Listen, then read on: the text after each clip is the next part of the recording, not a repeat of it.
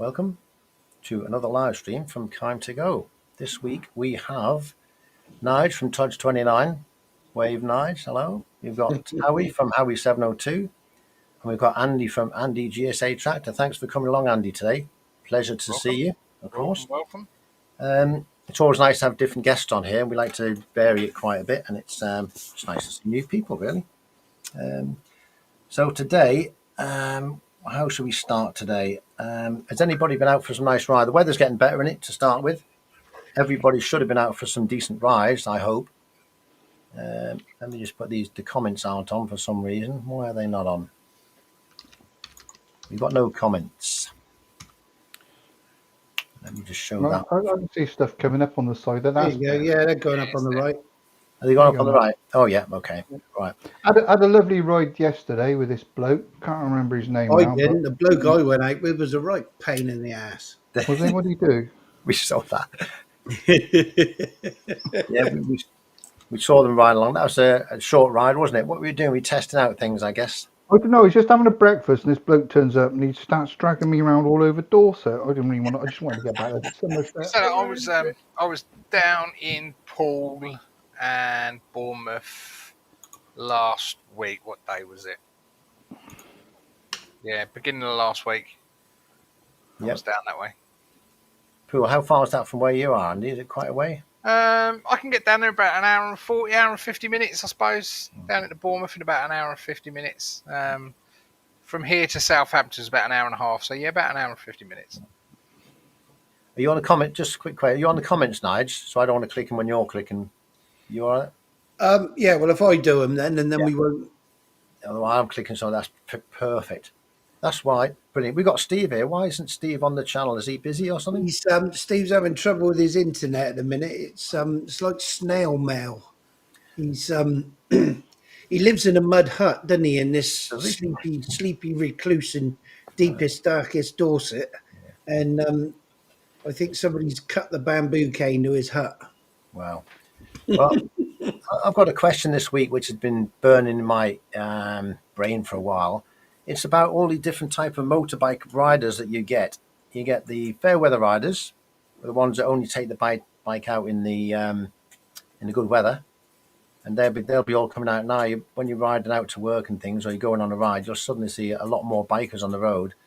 A lot of it's because a lot of them only ride in the good weather. You get the commuters who commute to work. Be interesting to know if anybody's in the side chat. Leave your comments there as to what sort of rider you are, and we'll have a chat about that. You can usually tell by what sort of bike they're on. I mean, Harleys with lots of chrome, they're not going out in the rain, are they? No, I wouldn't either if I had that. Ducatis, they're not going out in the rain because they'll pack up the first time a raindrop hits it. Well, it's electric, isn't it? They get wet, and that's it. There'll be sparks and all sorts coming outside of them. We've done the ride of Ides last week with Revbomb, and when we done the ride, it was great. And then when we all left, you should have seen them abandoning the car park because the clouds started building. When we left, it was absolutely hammering it down. So we rode home from Oxford. It took us about an hour. Absolute torrential rain, but there was 4 of us riding back. We just had a blast. Yeah. You know, once you're out in it and you're in the right gear, it doesn't matter. Yeah. I don't mind riding in the rain, but I prefer to go out on a nice day when it's not wet. Everybody if it does rain, I prefer it to rain when I'm coming home, if you know what I mean. You know. Yeah. Unfortunately, I love my touring, so I have to go out regardless of what it's doing, snowing or whatever. When you're away, you're away. You've got no choice. But everyone wants to ride in the sunshine, don't they? Oh yeah, it's nicer. I mean, you ask any motorcyclist which you prefer, riding when it's really freezing cold and wet and horrible and windy and damp, and they'll 9 times they're going to say, yeah, I prefer to drive on a ride on a nice warm sunny day because it's lovely. It's grippy. Exactly. You're enjoying yourself, you can wear your leathers rather than a great big load of textile waterproofs and stuff like that. So, yeah. I don't do leathers. I look like a Teletubby. I wear leathers. As you see, Monkey would say in there that generally he doesn't ride when it's salty, which is probably a good idea. If you've got a brand new bike especially, you'd probably only go out on it and you'd wait for a bit until you take it out in the rain on salty weather, would you? Or you'd take it straight out? I don't know. You'd be clean afterwards. It's the importance of protection, though, isn't it? I mean, a decent coating of XCP or ACF 50, whatever you prefer to use. Yeah. And then when you get back, just rinse it off. I mean, the problems lie when you leave salt on your bike and you leave it to sit there while it's damp and wet and cold, and you're leaving it on there, and then over time it's going to corrode. Anything's going to corrode, but with the right protection, if you apply it every year, it shouldn't have a problem. Yeah, you're all right. You've got the special. I had a ceramic coat done, and ceramic the engine and everything was covered with XCP, which I do every year. But just rinse it off. Yeah, as long as the water, as long as there's no salt on it, you're all right, aren't you? I mean, the thing is, with the winter months, there's some lovely days riding to be had in the winter months, even though it's a bit chilly. You get some really nice days during the winter sometimes, and it's just a shame to leave your bike locked up in the garage and not go out on it. Yeah. Well, another thing is I've got the NT 1100 and CB 125. The 125, I use it for work every single day, regardless of the weather. I'd ride that in anything, ice, snow, and salt. It doesn't bother me. But the NT 1100, that's been in the garage for quite a while, and I took it out yesterday, and the battery was flat. Yeah, so I even though I've got a charger for it to actually keep it topped up, it wasn't plugged in. So I had to. Going back a few years, lots of people would have a winter hack. Your best bike, if you had a Ducati or a Harley, whatever, you rode that when the weather was great. But you had your winter hack, your old shitter that you got out. You didn't mind taking it out in the rain. And you probably only ever washed it once or twice in a year. And it's like your chuck away bike kind of thing, for want of a better word. The one you're going to keep it a couple of years and then sell it on, and just replace it. Just get an old second-hand bike as your second bike. But realistically, we do that nowadays. Like you said, I know friends that used to have a winter hack and everything else, but realistically now is running two bikes practical with insurance costs, and everything else. I mean, if you've got it, that's fine. If you've got 2 or 3 bikes, you only ride every now and then, and they're low mileage insurance and this, that, and the other. But everything's gone through the roof. Yeah. Everything's so expensive. I mean, I get through on the GS. I get through 3 sets of tyres a year. We were talking about this earlier, and that's about £1,000 with fitting. Yeah. A year just on tyres. Yeah. And then you're talking £700-800 on servicing. Now, if you're doing that, all right, you won't be doing. You're probably doing 2 sets. But if you've got another bike that's going to need brakes, servicing, and everything else, it's just too much. My insurance is due soon as well. Whoa, don't get me started on insurance. I've put a link up there to Steve. Yep. Steve's channel. Steve's out in Spain. Yeah. So obviously he gets good weather. Yes. There's I think it's his latest video on the channel. Go take a look at that. Go give him a like on it. Subscribe. Sure, he'd appreciate that. But he's showing all the floods and that they've had out there recently. So he's only just been able to get back out on the bike. But 90% of the time, he's blessed with sort of brilliant weather out there. You jammy bugger. You're lucky, aren't you? Some of the rides he does as well out there is something that's really, really nice, aren't they? Oh, yeah. Always. And his bike's always nice and clean. Perfect. Never a spot on it. You probably polished it a lot as well, I guess. Brilliant. Look at that. Rides a GS at work. Yeah. Lovely. See, I got the Road 6s on mine, and remember this, and I was bitching and moaning because they weren't the GTs on there. And I didn't realise that they've done away with the GTs. Done away with the GTs when they went from Road 5s. Yeah. So if you order a set in our size, then they're reinforced walls anyway. Yeah. I think it was just confusing people, so they know what bike you want. Nah. For me, it's like I put up on one of the GS groups, and they're saying, "Oh, you've got the GS and you ain't got off-road tyres." I'm like, I don't go off-road. Why would I put off-road tyres on it? Yeah, true. I got better way of. I mean, when I first got the bike, it had I think it was 70/30s, had the Michelin Anarchies, and like they were shot in 2,000 miles. 2 up riding on off-road tyres kills the tyre. Shot, gone. So yeah. I don't ride off road, so I don't need off road tyres. No. I've only had 1 set of tyres on mine, but I've never done any miles on mine. I've only done about 2,000 miles, 2,500 miles on mine. So be a while. I think when I go up that route up to Scotland, that peaks and passes that we're going to be doing, I think I'll wear my tyres out on that journey. Have Bit you long seen experience, that? I think. You're going to the Lake District, aren't you? Yeah, yeah. Have you seen the super mosque they're building up there? Super moths. A mosque. Super They're moth. building a super mosque. Oh, Yeah, so no. if you take your prayer mats, you'll be well in. Might need some prayers if I'm going over them passes on the NT 1100 before I You'll do. be all Yeah, you right. can all pull over at the side of the road and bless yourself before you go up. You'll have an NT 750 by then. Yeah, I hope. Well, I'm looking at one of them actually. I'm looking at They're, they're, trading them. they're easy. You're worrying about nothing. Yeah, I've done them too, uploaded with luggage. yeah, Just take your time, make sure it's clear before you get to the difficult stuff, and you'll be fine. yeah, yeah. I will go. We'll see how it goes on that one. But yeah, I mean, I'm going to look forward to that. That's my first. You've obviously been on a few tours, haven't you, Andy? Just a few. Just a Just a few. few. Yeah. Yeah, 14 countries and probably about 100 or 1,000 miles. Yeah, just a Yeah, so few. that's another type of rider, isn't it? When we're talking about different types of riders, your fair weather riders. If you've been a person who likes touring, you do that a lot. That's probably your main thing you do. You obviously ride in all sorts of weathers now. You don't worry about that sort of thing. No, I mean, we've been away. Obviously, we go everywhere. I mean, and I've been away in June and July, and we've had snow up some of the passes in June.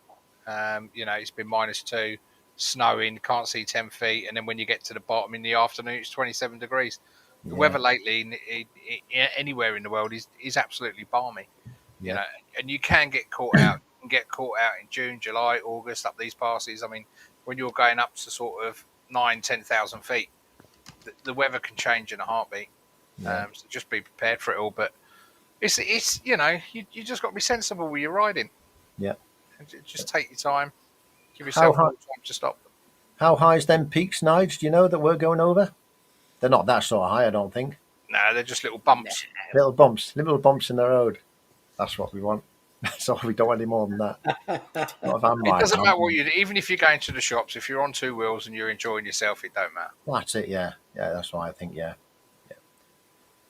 So yeah, we've got plenty How of people. many of you going on your little jaunt? I think it's 30 so far, isn't it, Nige? In the pack. Well, them caravans are cheap. Yeah, they are. Yeah. No, I think it's 4, isn't it? I think at the moment. 4. Yeah, 4. Yeah, So- four's enough. Four's about right. I mean, I used to take a group of anything up to 12 or 10 away every year. And just a fuel stop would take you 45, 50 minutes. Yeah, yeah. Good evening, ex-rider. Thanks for coming in. Appreciate that. Yeah. Has anyone watched Steve's video today? Yes, Oh, I Yeah, did. I saw it. Yes. He's having to go back to the 9 to 5 in the graph, Yeah. isn't he? Yeah, He's just working sorry to mad. hear that, Steve. God. Yeah. It's terrible, really, isn't it? When Joys of this country at the minute, isn't it? Yeah. And He that's should why retire like us, Nige. Hey, The thing Yeah. is, He should retire like us. it's a toss up between working for yourself and obviously if your industry's struggling in what you do, or working for someone else and providing a steady income. Yeah. You know, you've got to look at the bigger picture, haven't you? To yeah, start needs with. must. I mean, Yeah. the way this country's gone at the minute. I mean, did you see that MP? He's claiming £900 a month of taxpayers' money to look after his cat in his second home. Bloody amazing. I mean, what? it's How they obviously get away with it? it's obviously wrong, isn't it? So why don't they do something about it? Why do you not? It's what can they do? That's the thing. That we need to sack them all, and they need to be everyday working people. And you get your wage that they earn 90,000 pound a year. Yeah. They should pay for their own stuff out of that. All right, if you've got travelling expenses, that's different. Yeah. But if you've got a second home, why the hell are we paying for your second home that you're not even sitting in? You shouldn't have to. Absolutely not. No, it's madness. I think the problem with our government at the moment, they're all millionaires and they're all out of touch with reality. Yeah. And the other thing is, why are you keeping your cat at your second home? Why haven't you got your cat living with you? Yeah. Well, there you go. Somebody can claim £900 for a cat he probably ain't got. God, that's a dream job for you. Look, taking 18 to Wales, 12 to France, 14 to Ireland, and 28 to Scotland. Job and a half, that, isn't it? I presume I you used to do enjoy tours. taking groups away, but I just love it when it's just me and the missus now. I've stopped taking groups away as such, and it just gives us so much more freedom to do what we want to do. and yeah, I think it'll be a while before I decide to take groups away again. Yeah. So, any more? If anybody else has got any tips on tours and things for me, basically, because I think Nigel, you've been on a couple of tours, haven't you? Mm. You've done them before. You quite got it. I think how have you done any? Howie, you've done a few tours and things.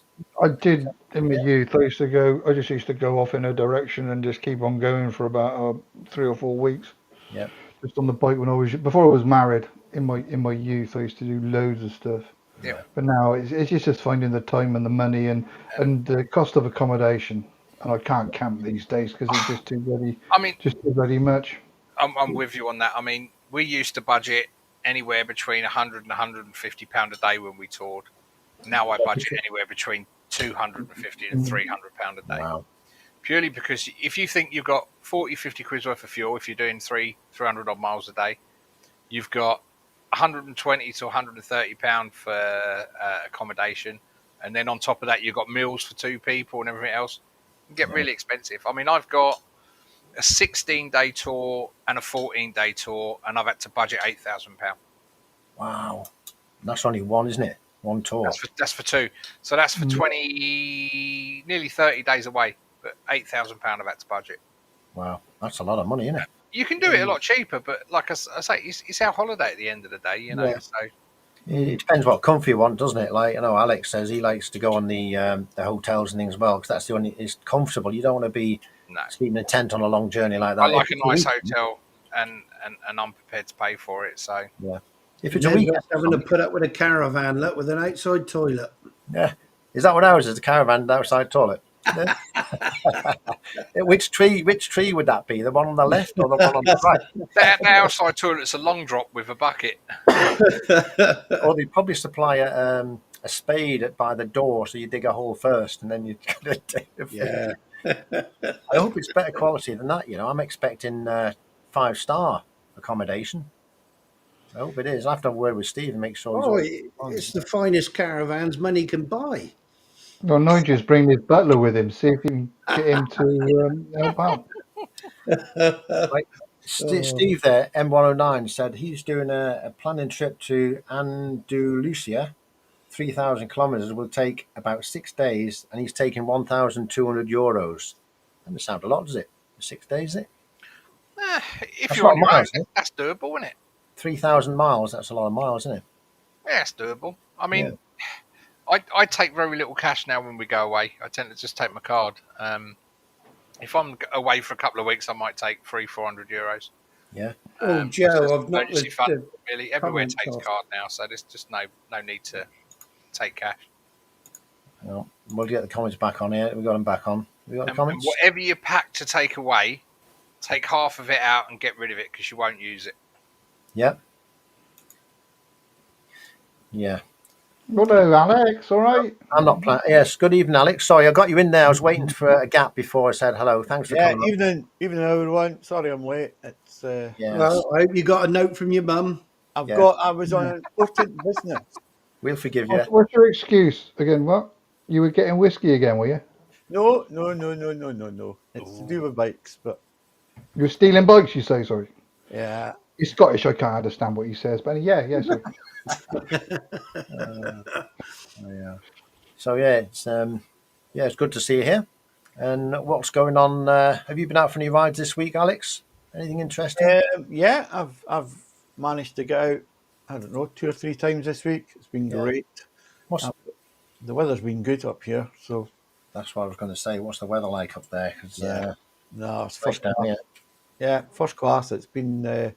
I've got some good rides in. I was out on the Royal Enfield a couple of times, and NC 750X. So it was good fun. Yeah, all good. Managed to get some footage for videos, so they'll be coming out in the next few weeks. So brilliant. You're not far off your 200th video, are you? That's Friday. It'll come out on Friday. It's all done. I'm looking forward to that one. Yeah. Really looking forward to that. Are you doing a giveaway? Like give away a Honda NT 1100? Oh, I'll be in for that one. Yeah, I'll be in for that. Yeah. I gave, I'll, I gave, I'll give away a picture, digital, via email if you like. But I gave Howie the guided tour of Dorset back lanes yesterday, and it was. Yeah, it was interesting. I He says, introduced him to the fine waft of pig poo. we go around Dorset. He says, serious, is it that house there? I tell you, He said, pig shit's got a smell of its own, I hasn't knew a girl I shagged him.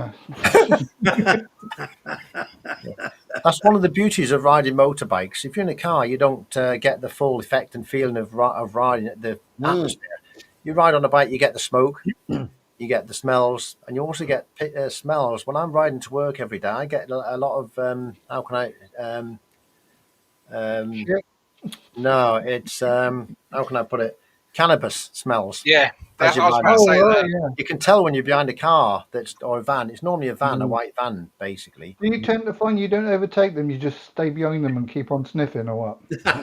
I get home. I get to work sometimes, and my eyes are all dilated, and I think, "Where have you been?" Well, And he feels really You go to hungry. work doing reggae. yeah, Hey, right. instant drug test. I I was know.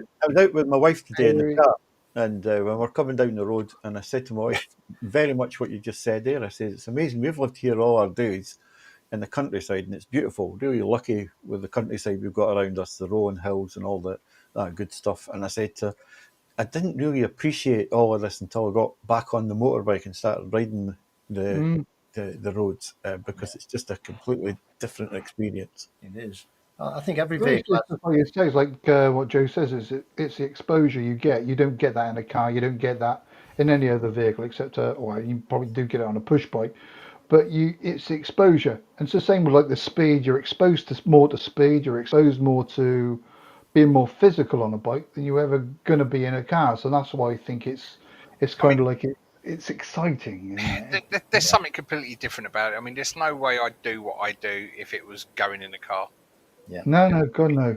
Every year I go back to the Alps. Every year I'm drawn down to Bulgaria, Austria, Switzerland, and them areas, and I just don't see me ever doing it in a vehicle, other than a bike. yeah. Mm. And the other thing as well, if you're riding along when you come to where there's been a diesel spill, has anybody been riding along and you can smell the diesel before Oh, you you even can get smell it anywhere? straight away. Oh yeah, Mm. yeah. And then you know it's there, and you think, I mean, Oi, oi. Time for a tablet. Time out. Everybody change round.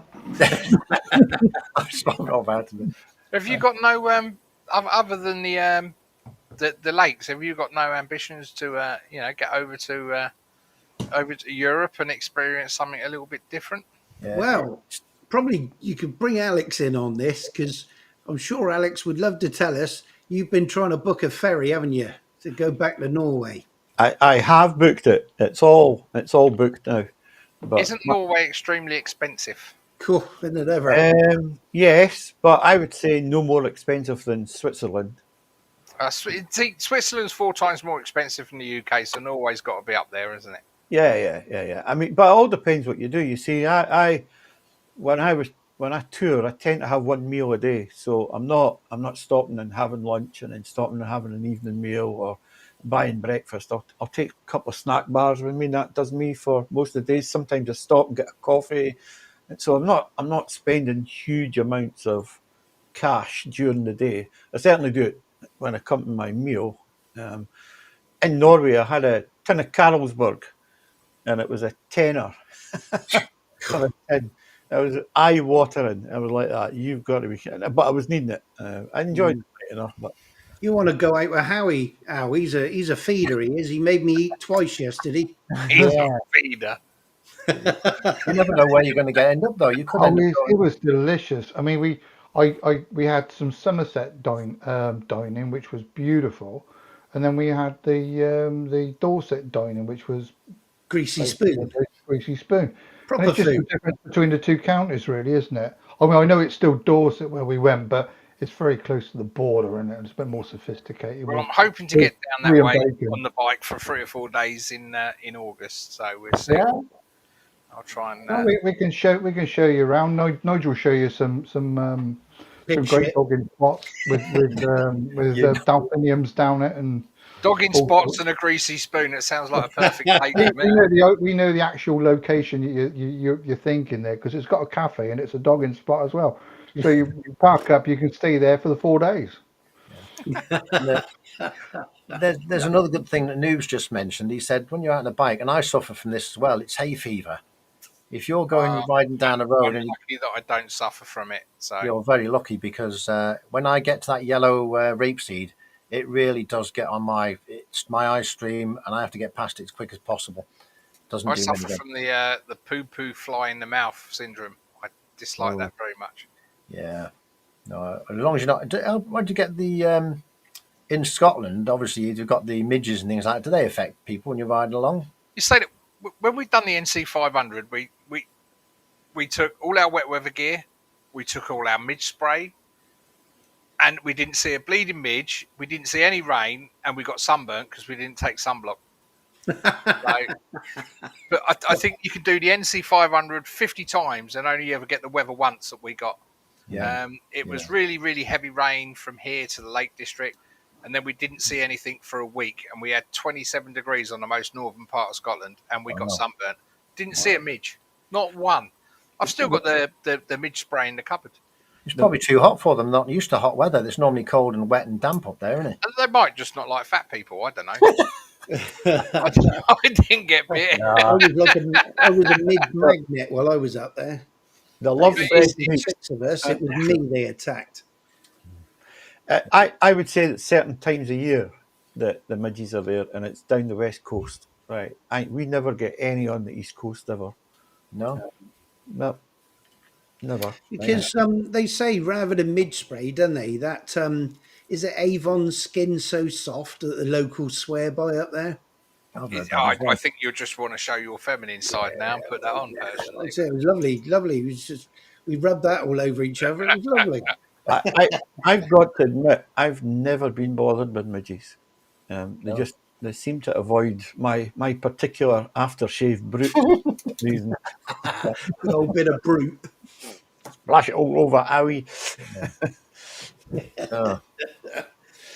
Going back to the ferry stuff, I had to go down to Hull to get a ferry to get a reasonable price because Newcastle's went off the scale. But how much were they charging you for the crossing to Norway? £114. That's nothing. Yep. Are they still sailing from Newcastle? They wanted £1,034 for me and the wife to travel from Portsmouth to Bilbao, return. That's like a 36-hour ferry. The ferry from Denmark. It's a couple of nights. Denmark to Norway is a 4-hour crossing, right? And it's cheaper from last year. Last year I was nearly 20 quid dearer, so the prices went down. Newcastle's went up from 550-ish or something last year. The lowest price I could get was about £900, and some of them was over £1,000 to go from Newcastle with a motorbike. I went down. I've got 5:46 from Hull to Rotterdam, so I've booked that. So it's an extra couple of hours for me down the road. But I don't know why the UK is being assaulted like this, because how can Norway and Denmark go down? Yeah, they're ripping us off. We're mugs, aren't we? We put up with it. Well, Newcastle no last like that. Do you know the other thing I did was I went and checked how much a car would cost to go on that Newcastle ferry, and it was only there's not much in it. 75 quid. Yeah, you're getting ripped off. I mean, we noticed it when we done Portsmouth to Bilbao. People are saying that their car, to take a car on, was only about £100 more than it was to take a bike. Now you can get 6 bikes in one space for one car. Yeah. They're ripping bikers off. It's pathetic. It really is. But Newcastle will not survive if that's the kind of prices that they're going to charge, because who's going to pay £900 for a return crossing over it's a 15-hour sailing, right enough, but for an extra couple of hours to drive down to Hull for me, it's what ferry company is that by the way? DFDS. Yeah, because I know with Brittany Ferries they quoted us 1,060 or 1,030 odd quid for return. That's with an outside cabin. But if you actually ring them up and book it a single hotel, they class it as a package, so you save money on your crossing. So instead of paying the 1,034 just for the ferry, I paid 930 something, and that was with one stay in a 5-star hotel in Bilbao on the way back. That's So it's quite a pathetic. saving. Yeah. Just Is that bundling it up. 1,000 and odd return, or is that each way? That was a return. So how long do you spend looking for these trips and things, the costs? And do you just go online and look for the best prices, or where do you get your Well, the earlier you book, from? usually the better you get the price. I mean, when we go to when we're doing the Dolomites, we're going over on the train. I think I've paid about 125 quid for return on the train. If you book it nearer the time, you're probably going to pay 150. But the ferry, I booked the ferry, probably the October last year. But again, as demand comes on, you pay more money. Mm-hmm. It's a sad truth. And they've got you by the curlies. I mean, to ride to Spain from here and do the ferry, I'd have to pay £130 on the train. It'd take me 3 or 4 days to get down there. Say 3 days if I pushed it non-motorway.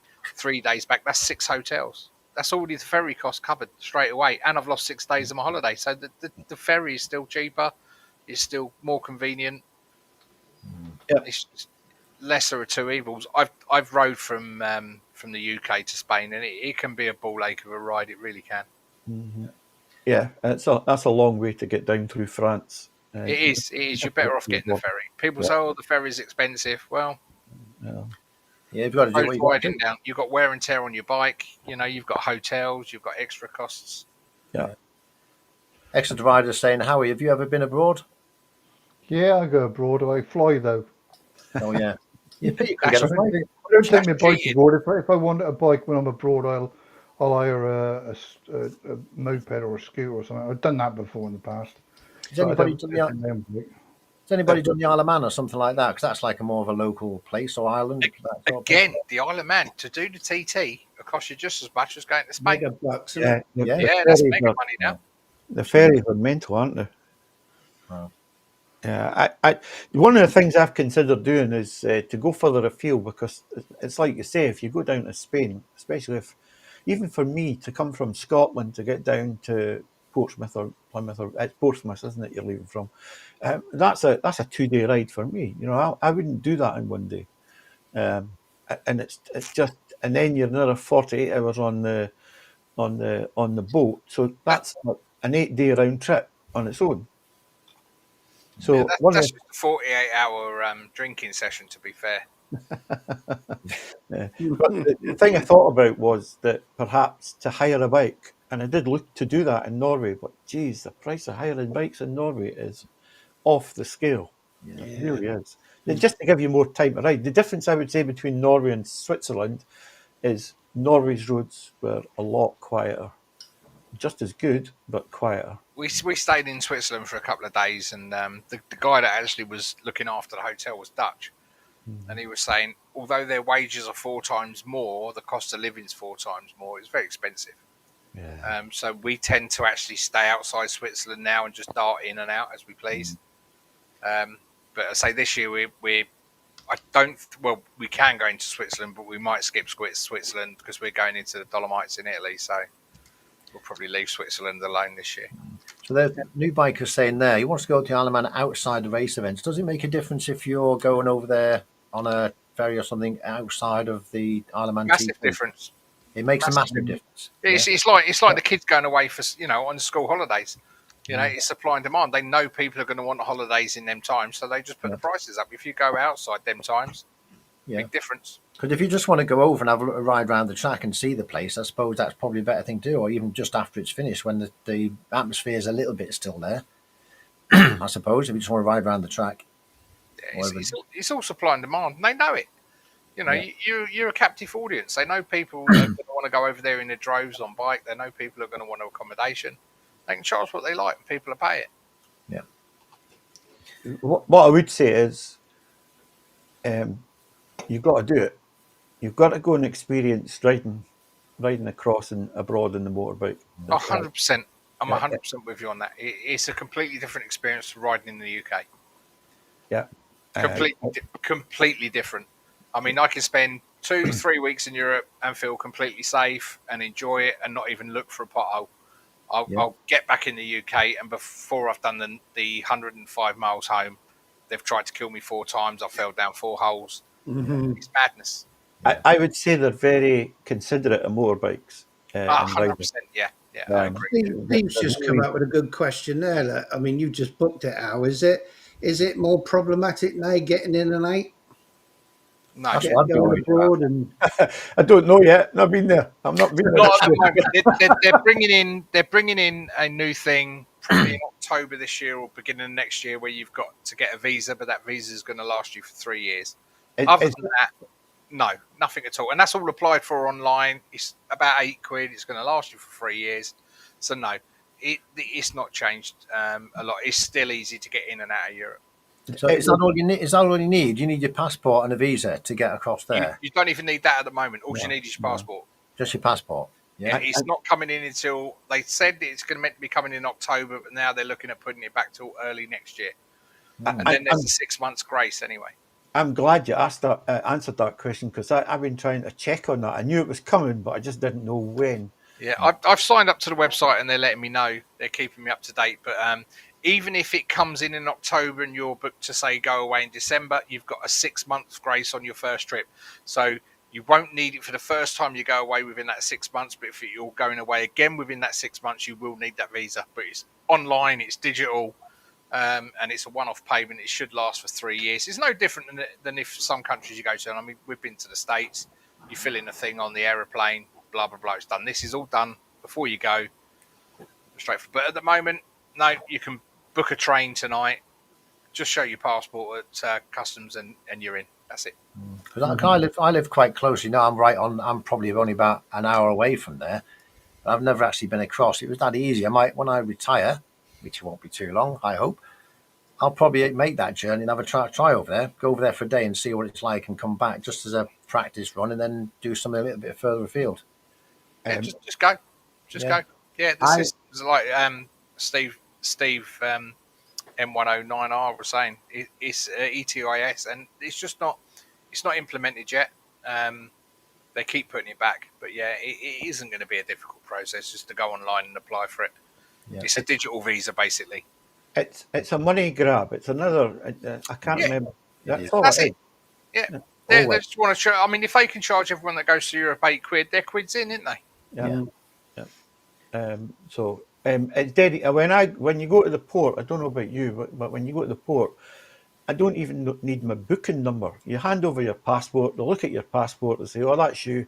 And they give you your tickets and you get on. Yeah, because you've already done your advanced passenger information, haven't you? You've already handed it over, so your passport's already linked to that. So they just scan your passport and it all comes up. Yep, and then you go through security and you get some old bloke going to you. Are you carrying any knives or anything else? Did you pack the goods yourself? Sometimes you don't even get that. I mean, last time we went over in the car to Bruges. They just swabbed the car and that was it. The last time we went to Spain, nothing. Straight in, straight on. Have you sailed from Hull at all? No. No. I'm wondering if they do the border checks in Hull, because there's so many folk going from there, or instead of arriving in Rotterdam and then going through customs there. I tell you what, all you need is a dinghy. Stick it on a dinghy and drive and get halfway across, and they'll pull you across and free of charge. yeah, It's a give bit you of a a house bugger. rental. It's a bit of a bugger to get an NT 1100 in the dinghy, you know. Oh, yeah. It's all good fun, though. It's adventure, isn't it, really? At the end of the day, it's an adventure, isn't it, when you go to something like that and you go away for a period of time. It's a great thing to do. It's something I'd love to do. I'm definitely going to do something like that. You've got to do it, Joe. It's just such a great...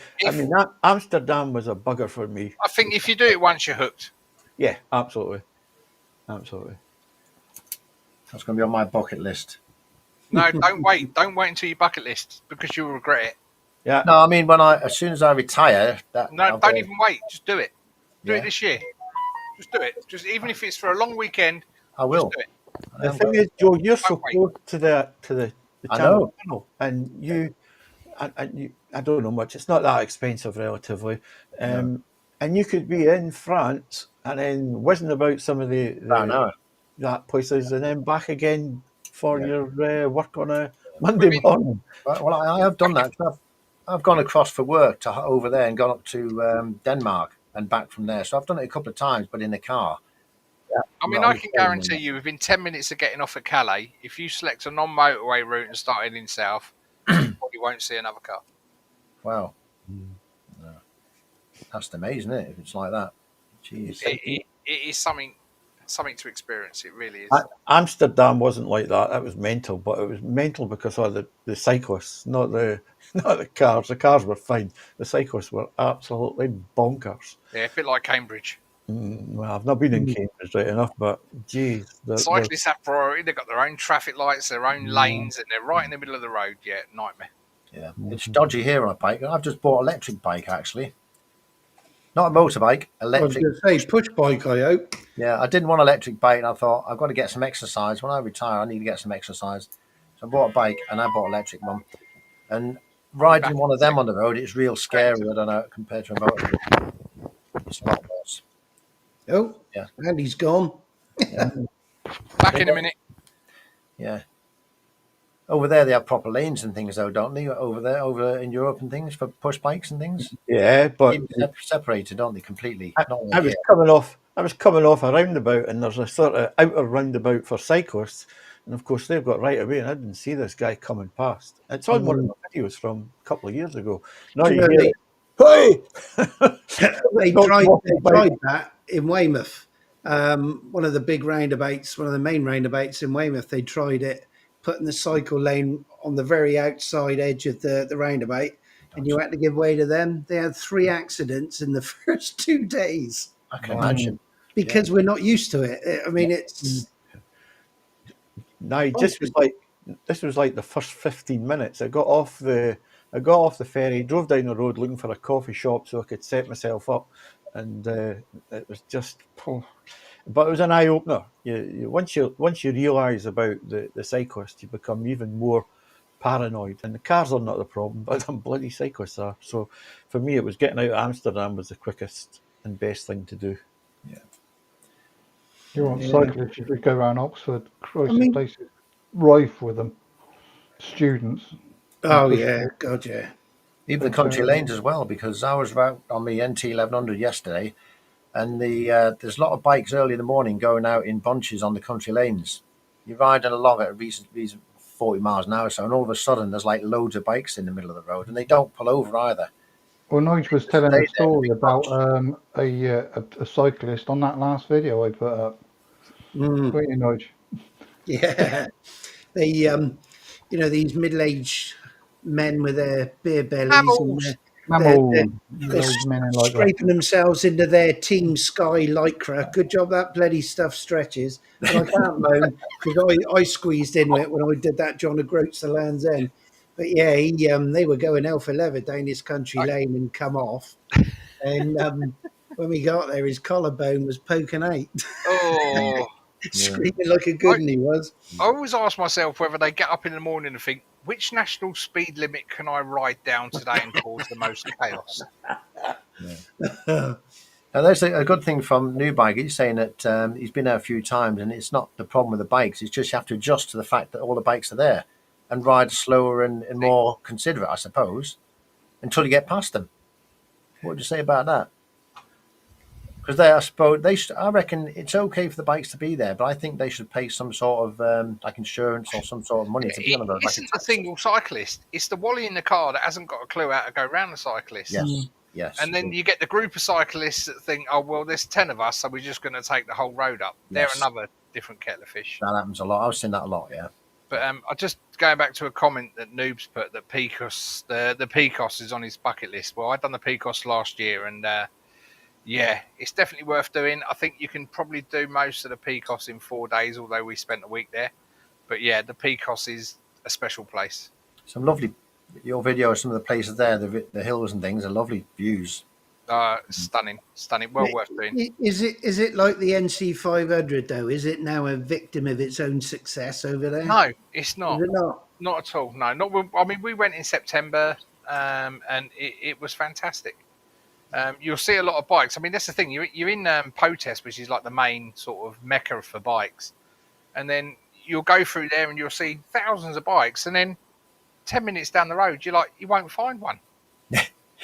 It's really, really weird. But yeah, no, it's stunning.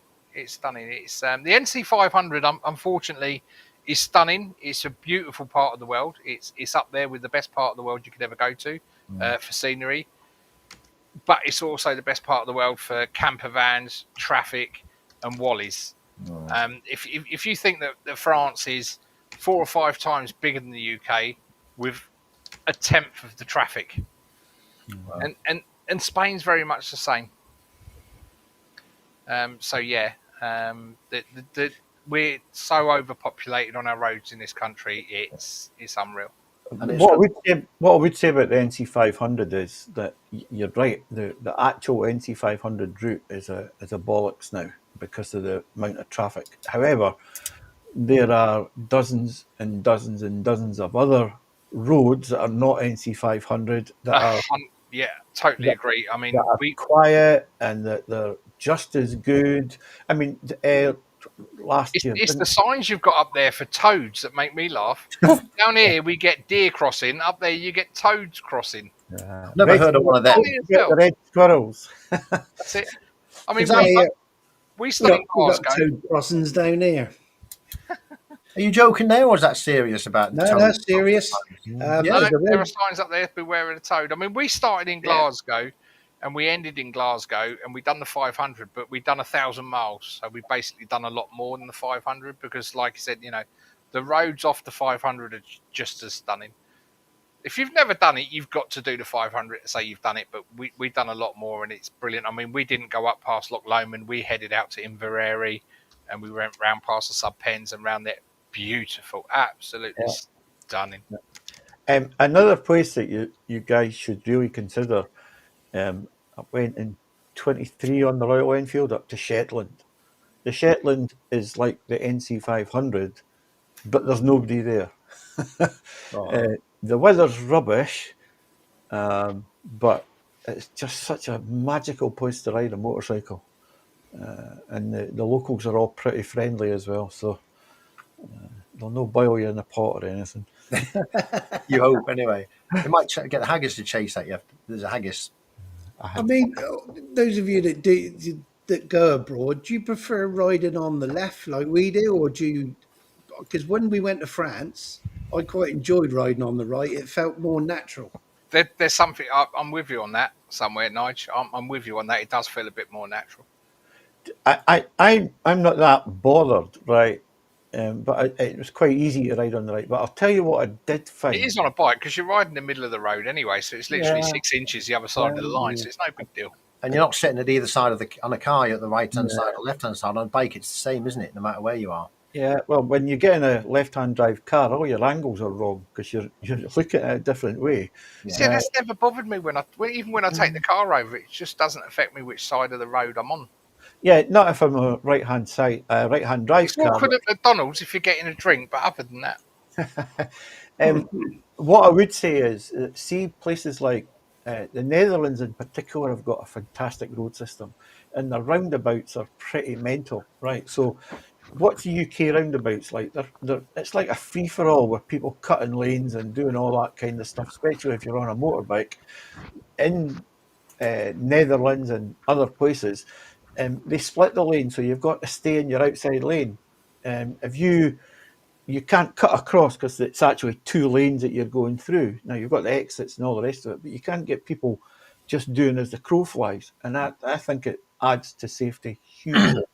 See, is it the roads or is it the standard of drivers in this country that are the problem? Standard of driving, definitely. Well, it's both, right? The standard of driving here, because there's no enforcement. When was the last time you seen a cop chasing somebody down? There's no courtesy either, is there? You say that. When was it? Friday. I'm travelling south on the M1. There's quite a bit of traffic around. The matrix are up, so we're down to sort of 60, 65 mile an hour. We're coming around a bend on the motorway. There's a few larger vehicles in front of me in the outside lane. And then all of a sudden, brake lights are coming on. There's 2 vehicles with bits flying off them. The 2 vehicles in front of me are swerved, and then I'm confronted at 60 mile an hour going head on to another vehicle that's decided that he's going to run away from the police, and he's driving northbound in the outside lane on the southbound carriageway. So I swerved and avoided him. The 2 cars behind me avoided him. Yeah. The next few cars did not avoid him, and it was carnage. And that was Friday. Alex has opened his wallet. Look. Madness. Yeah, Oh, that's dear. probably the That'll be whiskey, the He's opened whiskey. his wallet and he's sharing it with Howie. No, It's no, a whiskey that'll be the delivery. whiskey delivery. You watch. Yeah, yeah, There you go. yeah. That's what it is. Yeah, yeah. Also in traffic light, I see lots of people now on traffic lights. They just go straight through them a lot. Yeah. A lot. There's a What's the traffic light? Fun. What's the traffic light? Very, very busy. I just tend to ignore them now. Yeah. No, well, look, you don't ignore them. I'm sure you don't. But what they're doing now is there's a roundabout just coming up to Dartford Crossing, and if you go into 10, We got a depot in Thurrock, so it's not far from Thurrock. there, I assume. yeah, it's that roundabout that goes just onto the M25 there, and they've put cameras on all the lampposts there. If you notice, if you ever go around there, there's cameras on all lampposts, and what they're doing a survey there, because what they're going to do, they're going to make that fully electronic to monitor people on the roundabout and things, and on that junction. So if you then if you go across a red light or you stay in the yellow box, you're going to get charged. That's what they're going to do. I don't know how that's going to work because there's so It's not many. going to stop people doing it, though, is it? It's just them making revenue. It is making revenue, but when the traffic builds up on there, it's completely chocker. People fill up the roundabout. There's no courtesy at all. There's and everybody just doesn't let one person doesn't let you go. They don't let them go, and it just if everybody had a little bit of sense and let one go at a time, it would be great. I went down to London a couple of years ago and to looking at a new car, and I was out in the test drive with a guy, and the guy was like that: "Don't go in the box, or you're going to get booked. Right? Don't stop in the box, in the yellow box. You'll get booked." And to be honest, it worked and the roads were chock a block where I was. Yeah. I can't remember where it was, but it was pretty central anyway, and the roads were absolutely mobbed. But see up here, they'll just sit in the middle of the road and no traffic goes anywhere because all they're doing is blocking the exits for all the other buggers when the lights change. Yeah, that's what I'm saying. In a bike, you're all right. You can get through on a bike, can't you? But it's the cars and the lorries and the vans and the wagons. It's a 40-ton truck that comes across and just blocks everything. Well, hopefully these camera systems will clear that one up because that's a bad one. That. Yeah. You'll notice that when you're in Spain in the Picos, if you're going too fast, you'll get stopped at the next set of lights because they have these lights for no reason in the middle of nowhere. And you'll be driving through a town or a small village, and then they'll be flashing orange. And if you're going too quick, they'll sense you're going too quick, so they'll just stop you at the next set, and then you have to slow down. That's pretty cool. It's the same in Portugal. If you're going too quick, you will get stopped at the traffic lights. You're forced to slow down. Just say cheers to Lee. He's off. Cheers, Lee. See you, Lee. Bye. Yeah. But where's the answer? Just get rid of the traffic off the roads is the answer. That's why we go to Europe, because there isn't as much. Yeah. Now, I'm going to start winding this up pretty shortly. I'm going to get Howie back on here. He's back. Here he is. Now, what we try and do on the streams that we have here, we try to promote channels and give people the opportunity to basically, put things out there. If you've got a new channel or something you want to promote, then let's put it on here. And I think we've got a couple of channels this week which we want to give a shout out to. I think the first one, if I'm right, is it Backrod Tourist? I think Howie, did you say? Because he's doing a new channel, isn't he? Am I missing something? I can't see Howie on screen. Nice. Me. Sorry, that's me. Oh, My apologies. There he is. Yeah, Backroad Tourist is doing a podcast. It's called Throttle Therapy with a guy called An Idiot on Board. His name's Chris. Chris is a fireman, and they're doing a sort of like mental health, get involved kind of podcast for the biking community. So it's in the early stages, but I've give it a look. and through them, I've come across a really great channel. His edits are absolutely spot on and very professional. It's called The Highway Child. It's all one word, and he's absolutely brilliant. I put a link up on the chat. So yeah, do look those up. He's only got about 16 subs actually. The Highway Child. Yeah. It's strange that some of these channels who are just starting up, they're really, really good at what they do, and nobody sees them unless somebody gets it out there to start off. It's YouTube, isn't it? Very Really, much. can't you got to get them out there? It's that bloody algorithm again, isn't it? It baffles me. It really does. There's no common sense to it at all. There's no rhyme or reason. I don't bother with it. I mean, the thing is, I've rode all year round, and I've been out probably 40 times since Christmas, 50 times, and I've just not bothered to do anything. I've either got to feel like I want to do it, or just not bother. I won't just put a video up and do a video for the sake of it. And I think the algorithm picks up on that, doesn't it? It pushes your videos if you're doing them regularly, but if you're doing one here and there, it doesn't. And you know what? I put up and do what I enjoy. Other than that, I can't be bothered. I think there's more to it than just that, because I put videos up just about every week and they're still shit numbers. that just maybe something to do with the content, but I think that because there's a whole pile of changes coming to YouTube this year. There's one that for shorts, what they're going to do is they're going to count impressions as views. So it looks like you're getting far more views, but they're not going to count that as part of the algorithm. The other change that I've heard about is that they're going to, if you are subscribed to a channel but don't watch regularly that channel, they're not even going to tell you that there's a video there for you.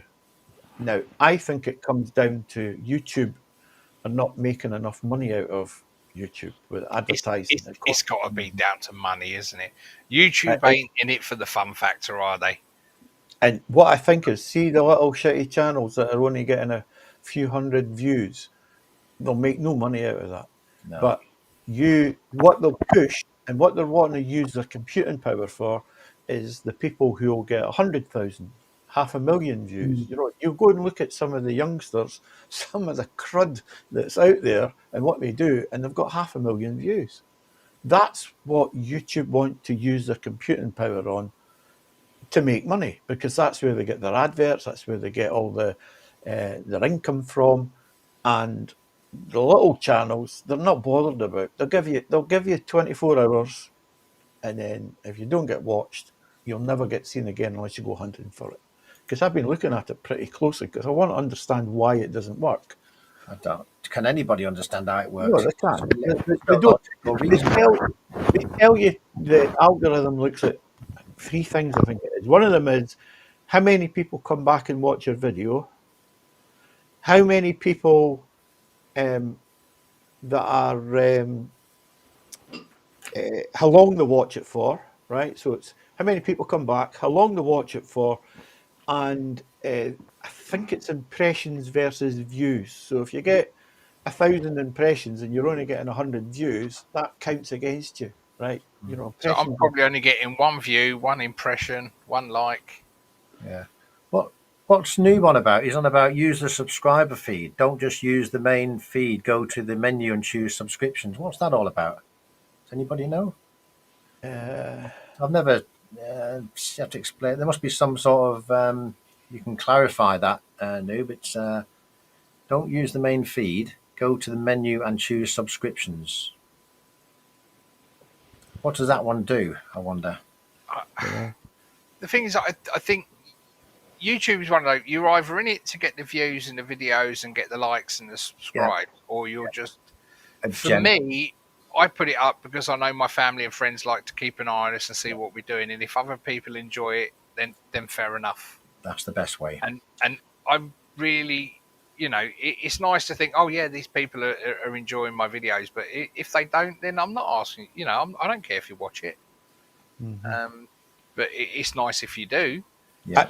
I think a lot of people, we all subscribe to loads of channels. Every one of us subscribes to a lot of channels. And if you watched everything that everyone put up, you wouldn't leave your house. I know. I So you understand. have to select what you watch and You do. what you're interested in watching. Mm-hmm. And that's that's just the way it is. Not everyone's going to watch my video, but I might put something up that they're really interested in, and then they'll watch it. Yeah. And you've got to accept that, I think, as a YouTuber. Yeah, because you think these channels with like 12, 20,000, 30,000 subs and things, they're not there all day getting replying to every single one all the time. Not everybody No. there will be replying. There'll only be a core bunch of people, say 10 or 20, that they always watch and always watch religiously. Like I've got a few, probably about 8 to 10 that I watch religiously all the time, and the other ones I watch when I can if I've got any spare time. Yeah, and I that's watch what people's if I'm interested in the content, I'll watch it. But if you're tearing up dirt tracks and I'm not interested in watching off road videos and that, I'm sorry, I'm not going to watch it. There's other videos out there I want to watch, but the same for every channel. You just can't watch everything that you subscribe to. It's impossible. It is, yeah. I agree. You look at some of the bigger channels that perhaps have 100,000 subs. Their videos are not getting anywhere near that. They might get 5,000. They might get 10,000. So what is the average? Is it 10%, 20%, or 30%? If you say, for instance, you've got 1,000 subscribers and you get 100 views, you've got 10% of subscription watching it. But if you've got like TMF, for instance, he's got 275,000 subscribers. He's not getting 275,000 views. No, definitely not. And That's then again, whenever he puts the video up, regardless of what it is, within the first 10 minutes, he's already got 20,000 He might have views. 20 views, but how many people have sat there and watched the entire content of that, or have they just clicked on it and thought this is not for me? It saves buying the biking newspaper he reads out of every month. Yeah, but he's picking yourself £2.50, two isn't things it? out of it. And 2 or 3 things out of a newspaper and waffling on. But I mean, he's doing it as an income. He's made that part of. Obviously, he's got other business interests and stuff, but he's still doing that as a viable income. It's his living. Yeah, and that's the difference. I think that's the difference. I don't make a penny out of YouTube, and I couldn't care less if I made a penny in 10 years' time or not. I'm not interested in it. I'm the same as you, mate. I mean, I really don't care. I mean, I'm not here for attention. I'm just here to have a bit of fun and if ride I a don't bike put around. another video up, I'm quite content that I've made so many really good friends and had so many good days out because of YouTube. Yeah, I couldn't care less. I think that's the main thing, Andy. I think that's a really good point there. It's not just about the videos and things you put up, it's who you meet on the way, isn't it? It and is. Who you get to know and this, that, and that's 100%. There are so many good people out there. I mean, the biking community is a very good community anyway. Yeah. And I think, it's just sitting here having a chat. It's no different than 5 blokes sitting down a pub having a beer and having a chat. And exactly, people listen.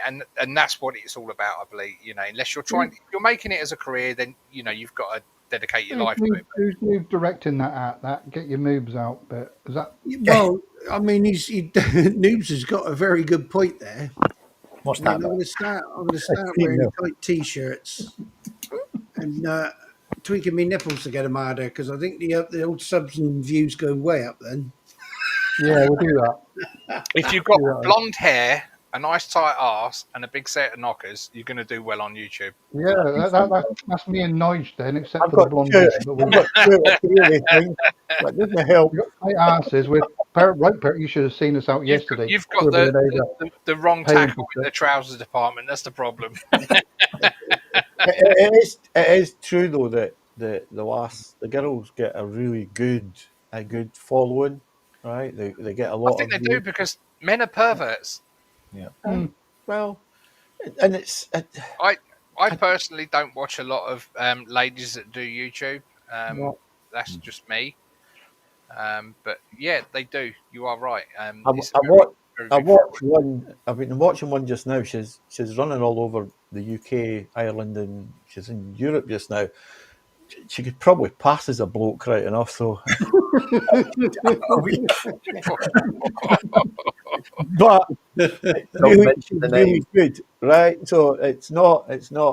I mean, you've all seen the channels where the lassie's going about in her shorts and her t-shirt on a motorbike and And stick. very nice too. Yeah, lovely.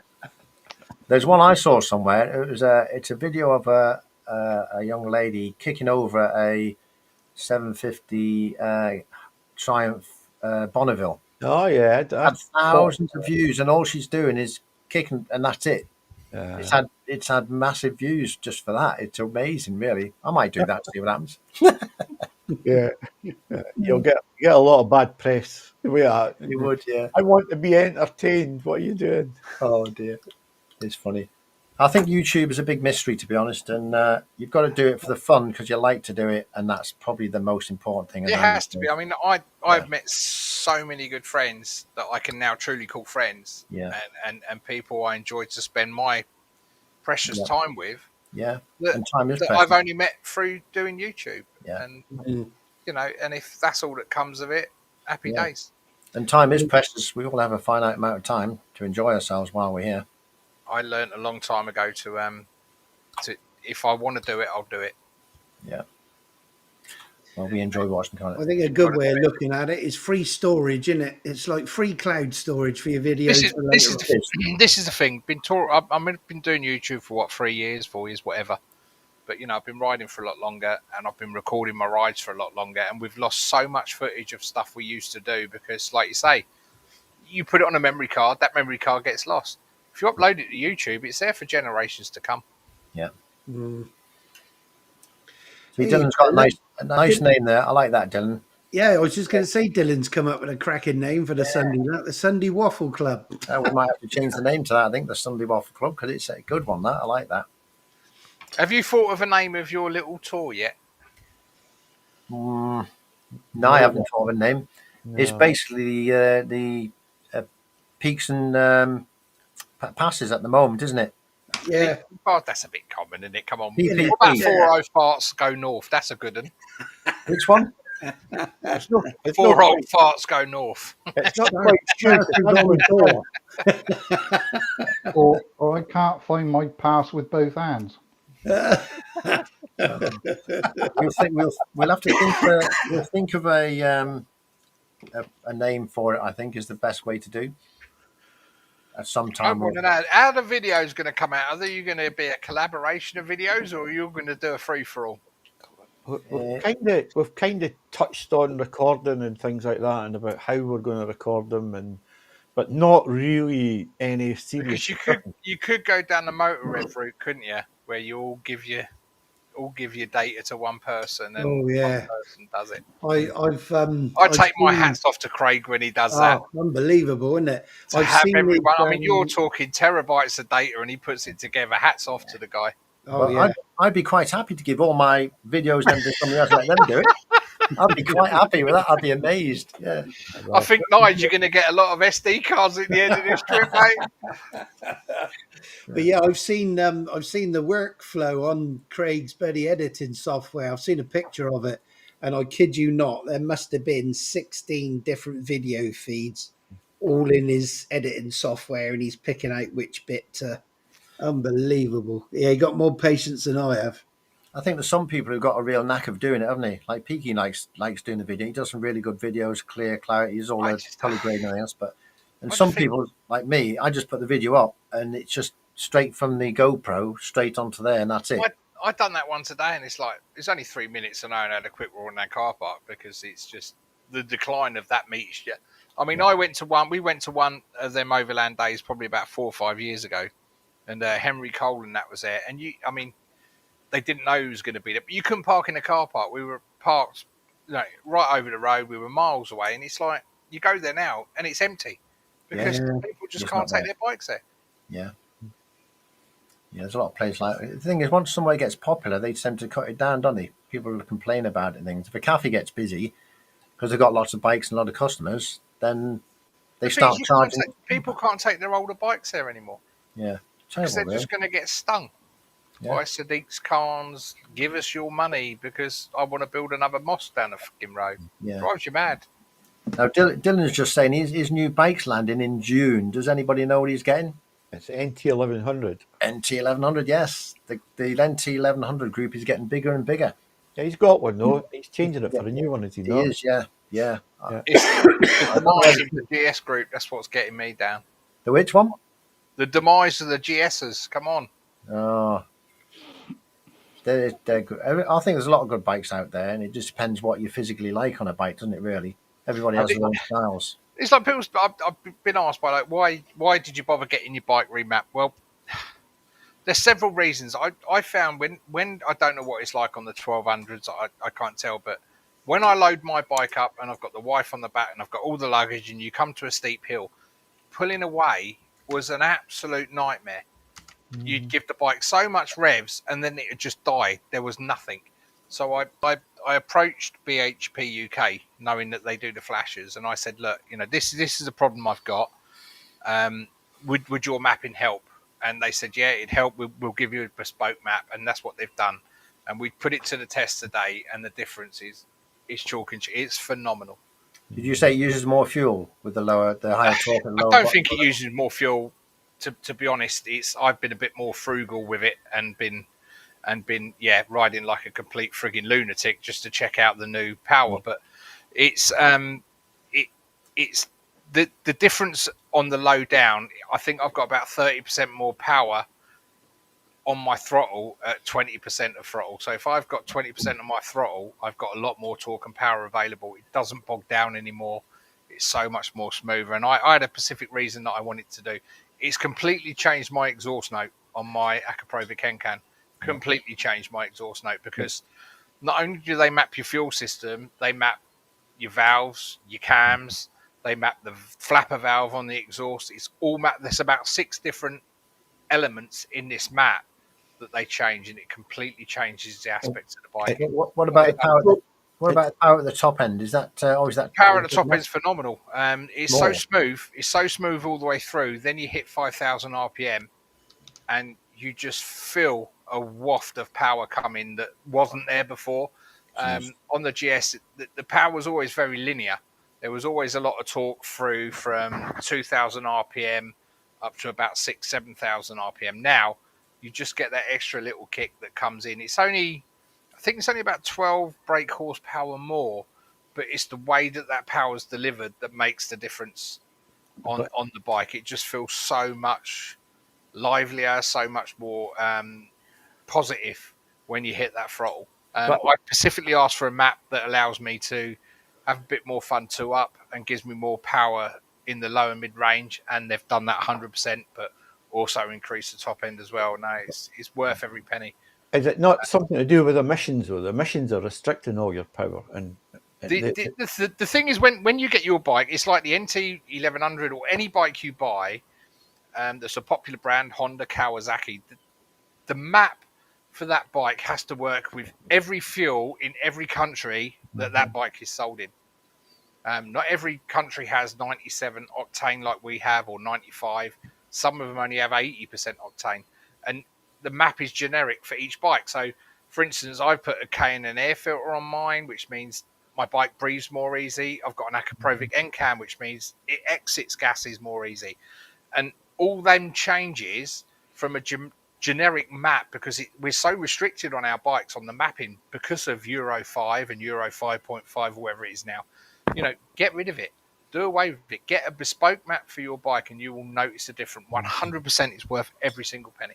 Is it still compliant though with the regulations in when they do? No. Of course it is. I mean, when your MOT, you can take your bike for an MOT. When do they stick a thing in your exhaust and check your emissions? I never know it. It's not done. It's rubbish. Yeah. It's not done. No.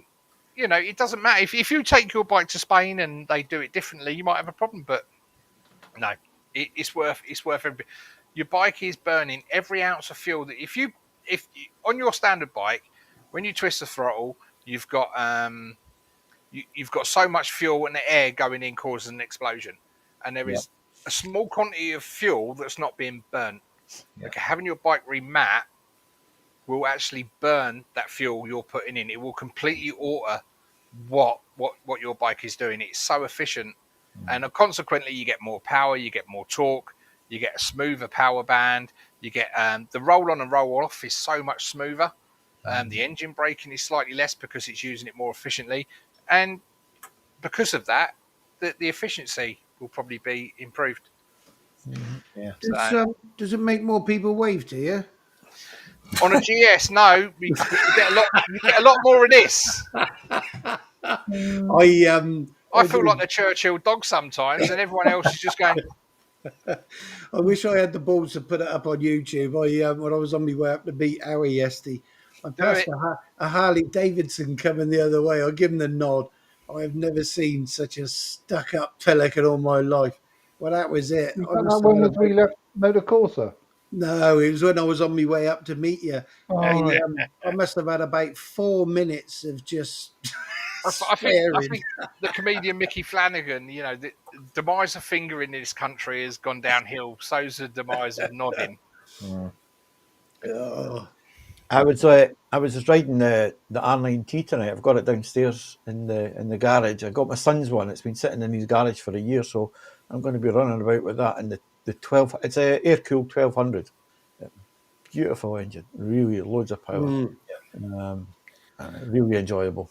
While Dylan's here, and I know he's getting the new NT1100, I'd be very interested to know if the load down when you're riding the NT1100 slow, it's not very good in very slow speeds. I don't know whether you find that, Alex. But what it could do with the NT could be doing with the bottom end being really better for slow riding. And I think remapping it would probably do that, wouldn't it? This is where mapping comes in, because mapping will optimize everything you do, from your throttle response. Yeah. In every single map mode on the bike, because I don't know what bike's like, but on the GS I've got 7 selectable modes that I can select to use to ride in, and the mapping is phenomenal, because it just takes out all the imperfections, everything that's defective on your bike that you might think, it could do a little bit smoother in third, or it could do a little bit more in sixth. The mapping will help that. It's bespoke to your bike. Every bike is different when it comes off of the production line, regardless of whether it's the same or not. You might have a different end can. You might ride it differently to someone else. It is bespoke. It's well worth doing. Yeah. I don't find it particularly snatchy, Joe. Yeah, mine. I don't like. It's Is all right, that but because it's not. of your riding style, do you think? Yeah. I I would say I've not got the grip of an 18-year-old right enough in heat.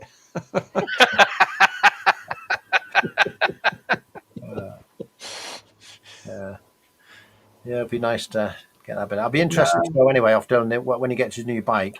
What the difference is. Have any of you ever? I mean, I've had my last 2 bikes mapped and my last 2 cars mapped. Has anyone else bother doing it, or is it just? I've never had my cars mapped or anything. I'm not sure anybody local does that kind of stuff for me. I mean, the people that done mine are up in Dudley. So what you do is you buy the flasher unit, you connect it to your bike, it downloads your map to your bike and the information that your bike has on the way you ride, blah, blah, blah, whatever's stored in the ECU. You then send that to them. They've had bikes in and done extensive testing on all sorts of bikes. They then ask you what you've done to your bike and what you'd like out the map. They then take 2 or 3 days to get a map back to you. Mm-hmm. You then put that map on the flasher. So your map's already on the flasher. You do one on your flasher, you put it onto the bike, you tell the bike which one you want to upload to your ECU. Yeah. That uploads it to your ECU, and then that's the map you use. I've got a flasher with 2 maps on it. It's got my original map and my modified map for my NCAN and my K&N filter, and I wanted the mid and low range ordered. But I could easily, literally email them and say, right, I want a map for my bike that's going to be optimized for track use, and they'd send me another map, obviously at a cost, and I could put that on the flasher and select which one I want anytime. Just upload it to the bike. I didn't realise that they were able to do it remotely with. If you go to YouTube and search BHP UK, BHP UK are on there. Have a look at some of their videos, and you'll be quite surprised in what they can actually do bespoke for yourself. And they send it to you. I think the cost of the unit and the map was about £559. £459. But you get to keep the flasher. Now, the bonus with that flasher is you can then scan your bike. It will scan and clear fault codes, and it will also reset your service mileage if you want it to. So it's a double whammy if you want to use it for that. And can you go back to do they keep the original map as well if you want to use The what it was? original map is kept on the flasher. So Yeah. what they recommend is if your bike's ever going into the main dealer for any work, put the original map back on. Yeah. The original map can go back on. They can do what they need to do. Then when you get the bike back, just put your remap back on. It's kept on that flasher unit, and you get to keep the flasher unit. And again, it will read your fault codes, reset your Which is handy as well. stuff. Yeah. So it is. For me. It's well worth it. I mean, I've had it before where I've taken my bike to a map company, Hilltop, and they've remapped my bike. But that's it. Once that map's on it, I can't put the original one on. But with BHP, you get to keep the unit and put whatever map you want on. That's very clever. Yeah, it's worth thinking about. Anyway.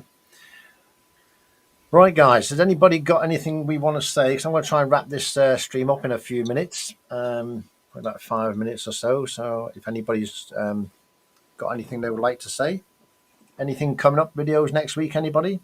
Start with Nigel. Have you got anything popping up next week or any plans? I've got plenty of footage I've got to play through, but that'll be in between chasing a 2-year-old around. Oh, yeah. you want to get like a child seat on the back of your bike and put them on the back of the bike and take them for a spin. That would be a good idea, wouldn't it? I tried to sit him on there to take a photo of him to send to his mum. God, blimey. Not still enough, I He guess. wasn't having that. No, I can imagine, yeah. Yes. How about you, Alex? Anything you've got interesting going on? Your new video's coming out next week, isn't it? The 200 videos coming out on Friday. Yeah. So Yeah. that'll be left out at 6 o'clock in the morning. So we'll see how that goes. I look forward to that one. And your channel's doing really well now. You're not far off the 1,000 subscribers, are you? So Still a little bit to go, but yeah, it's all right. It won't be long. You'll be there. Like the rest of you guys, I've got a relatively small band of people who regularly watch and comment and like and get involved, and that works. That works for me. That's for sure. And the other thing I would say is that when you I was looking at something on the channel, the overall from the 199 videos I've released, the overall likes against dislikes was something like 99% likes. That's brilliant. Yeah. So I don't get too much bad mouthing from people, to be fair. But then I got my way to try not to offend folk.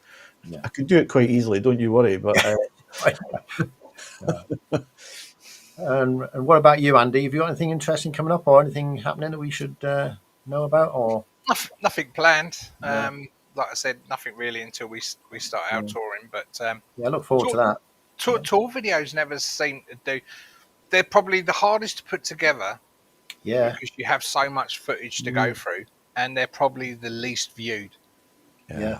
But I put them up there for various reasons, and for views isn't one of them. It's to look back on and family and friends really. But yeah, nothing really planned at the minute. But no doubt something to crop up. Brilliant. What about you, Howie? What are you doing next week? I've got some footage, but I've got not a great deal to put up there. As I say, me and Nigel have been working on a project, so we hopefully maybe in the next couple of weeks or a month or so we might be able to put some up regarding tired people with all this time on their hands. I don't know. We're retired. If we've got to work, that's your problem, not mine. I've got to work to fund my touring addiction. I don't have to do that. See, I just live. I live my life. I'll be taking the NT out next week. I'll be giving it a bit more of a spin now the weather's good, and obviously if you've obviously put your clocks forward, so we got lighter nights as well. So I can come home from work at 4:30, 5 o'clock, and have time to go out and have a ride when the weather's 5 o'clock. Bloody night's over by then. Yeah, I haven't been home any later than 12:30 all week. Oh, you lucky person, yeah. Yeah, but I start at 8 o'clock in the morning. That's late enough for me. I start 4:30. I'm usually at my first job by sort of 6:15, and then I'm done by about 12:30, 1 o'clock. Wow, you're a lucky person, yeah. Brilliant. That's what paper boys do. They go out at that sort of time, don't they, mate? That's what I do. I do a paper round. Wavy line leaflets, is that what you're delivering? Yeah.